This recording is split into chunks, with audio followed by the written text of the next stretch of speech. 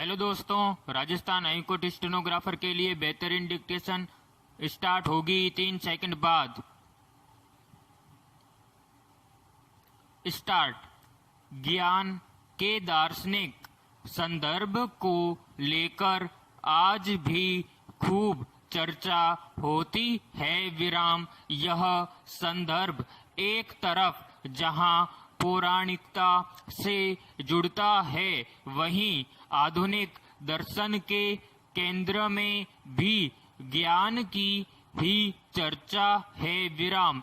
ज्ञान के मर्म और दर्शन के लिहाज से जो एक नाम काफी महत्वपूर्ण है, वह है गौतम बुद्ध। विराम। बुद्ध के साथ ही भारतीय आध्यात्मिक परंपरा में तार्किक ज्ञान मार्ग का सूत्रपात होता है। विराम। उनका जन्म एक राज परिवार में हुआ था। विराम। वे युवावस्था में ही सत्य के संधान की ओर अभिमुख हो गए। विराम। राजसी भोग विलास जब उनकी जिज्ञासा को शांत न कर सका, तो अपने पिता द्वारा निर्मित मायावी मोह पाश को तोड़कर एक रात उन्होंने गृह त्याग कर संन्यास का मार्ग अपना लिया। विराम। अगले 6 वर्ष सिद्धार्थ ने ज्ञान प्राप्ति के लिए गहन तपस्या में गुजारे। विराम। इस दौरान अन्न त्याग के कारण उनकी शारीरिक अशक्तता इतनी बढ़ गई कि एक दिन जब वे निरंजना नदी को पार कर रहे थे, तो लड़खड़ा कर गिर पड़े। विराम। इस घटना से उनके भीतर पहली बार एक आत्म प्रज्ञा जगी। विराम। उन्होंने खुद से सवाल किया कि देह को नष्ट करने या उसे कष्ट देने से क्या मुक्ति मिलेगी। विराम। स्वाभाविक तौर पर उनके अंदर से जो आवाज गूंजी, वह नकार से भरी थी। विराम। पैराग्राफ। इसके बाद उन्होंने कठिन तपश्चर्या का प्रण छोड़ दिया और निरंजना नदी के तट पर ही वट वृक्ष के नीचे समाधिस्थ हो गए। विराम।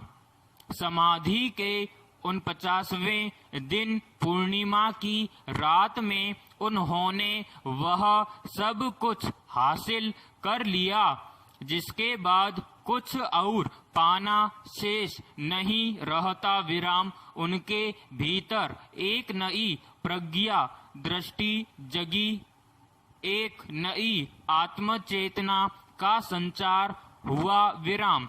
इस तरह सिद्धार्थ बुद्धत्व को प्राप्त करने में सफल हुए। विराम। बुद्धत्व की उपलब्धि के साथ तथागत को सांसारिक दुखों के कारण का सम्यक बोध हो गया। विराम। इस बोध को बुद्ध ने सारनाथ में अपने प्रथम उपदेश में साफ किया। विराम। पैराग्राफ। बौद्ध दर्शन में सृष्टि का विश्लेषण कारणवाद के आधार पर किया गया है, जिसमें विवेकाश्रित तर्क को अहमियत दी गई है। विराम। इस व्यवस्था में देवीय हस्तक्षेप को कोई स्थान नहीं दिया गया है। विराम। यह वैदिक धारणाओं, मान्यताओं और काफी हद तक व्याख्याओं से सब सीधे मुठभेड़ की स्थिति थी। विराम।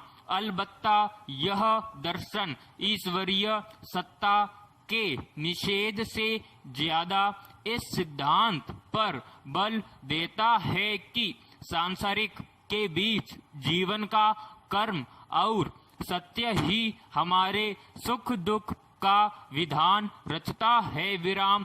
इसलिए इसके लिए किसी और सत्ता या प्रभाव की खोज फिजूल है। विराम पैराग्राफ। बोध दर्शन मान्यताओं या धारणाओं के बजाय तर्क और विवेक को केंद्र में रखकर विचार करता है। इसलिए इस दर्शन के अनुसार सृष्टि का कारण ईश्वर को नहीं माना गया है। विराम। दिलचस्प है कि यदि ईश्वर को सृष्टिकर्ता मान लिया जाए तो उसे दुख का कारण और जनक भी मानना होगा। विराम। बुद्ध को लगता है कि एक परम सत्ता की स्वीकृति का मतलब यह है कि हम उन कारणों की तात्विक खोज से भटक जाएं जिसके कारण हमारे जीवन में दुख है। विराम। बुद्ध का यह दर्शन अपनी सूक्ष्म व्याख्या में इस आधार पर कृष्ण के गीता उपदेश से भी जुड़ता है कि दोनों ही जगह कर्म या पुरुषार्थ को महत्व दिया गया है। विराम समाप्त।